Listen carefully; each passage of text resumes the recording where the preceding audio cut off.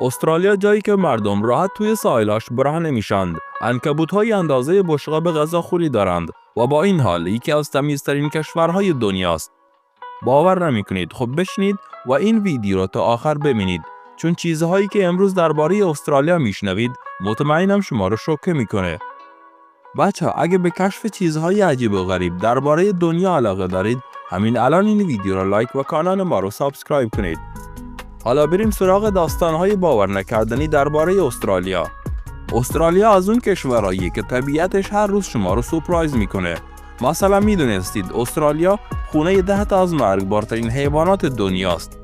بله، از مارهای فوق‌العاده سمی گرفته تا عنکبوت‌هایی که یک گازشون ممکنه زندگیتون رو تغییر بده. اما نگران نباشید، اینجا مردم میدونند چطور با این حیوانات همزیستی کنند. ولی خب اگه یه روز تصمیم گرفتید به استرالیا برید، حتما توی کفشاتون رو قبل از پوشیدن چک کنید. ممکنه یه مهمون ناخوانده داشته باشید. اگه تا حالا با چنین حیواناتی روبرو شدید یا فکر میکنید جرأتش رو دارید، توی کامنت ها برام بنویسید. حالا بیایید از حیوانات بگذریم و برسیم به خود استرالیا.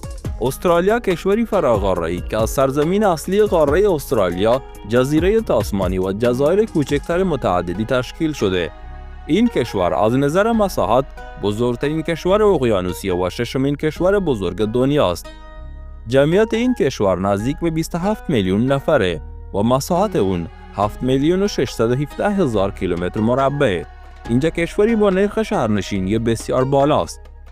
یکی از چیزهایی که خیلی جالبه اینه که استرالیایی‌ها عاشق تفریحات آزاد و ساحلی هستند.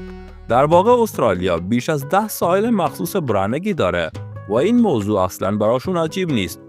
برای استرالیایی‌ها این فقط یه جور آزادیه.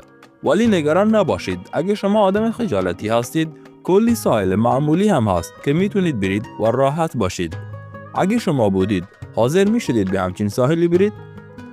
یکی دیگه از چیزهای جالب درباره استرالیا اینه که این کشور به عنوان یکی از تمیزترین کشورهای دنیا شناخته میشه و قوانین سختگیرانه برای محیط زیست دارند.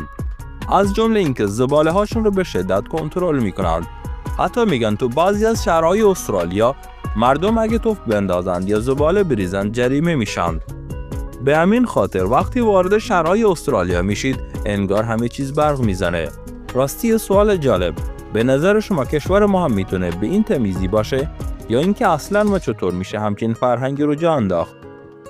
خب حالا وقتشه چند تا از عجیب ترین چیزهایی که فقط توی استرالیا پیدا میشه رو بهتون بگم.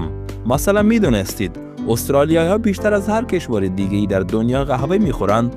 حتی توی ملبورن کافه هایی هست که بهترین قهوه های دنیا رو سرو میکنن. البته استرالیا تنها کشوریه که 2 تا حیوان ملی داره، کانگورو و امو. دلیلش هم اینه که این حیوانات نمیتونن عقب برن. پس اگه روزی استرالیا رفتید یادتون باشه که این حیوانات نماد حرکت رو به جلو هستن، نه عقب نشینی. طبق تحقیقی که در سال 2013 بر روی ژن‌های DNA بومیان استرالیا انجام شد، در حدود 4230 سال پیش گروهی از مهاجران از هند وارد استرالیا شدند. طبق این مطالعه 11% DNA بومیان استرالیا از این مهاجران هندی بود. در همین دوره نخستین فسیل‌های سگ‌های وحشی در استرالیا کشف شد و این نشان می‌دهد که هندی‌ها این سگ‌های وحشی را با خود به این قاره آورده‌اند.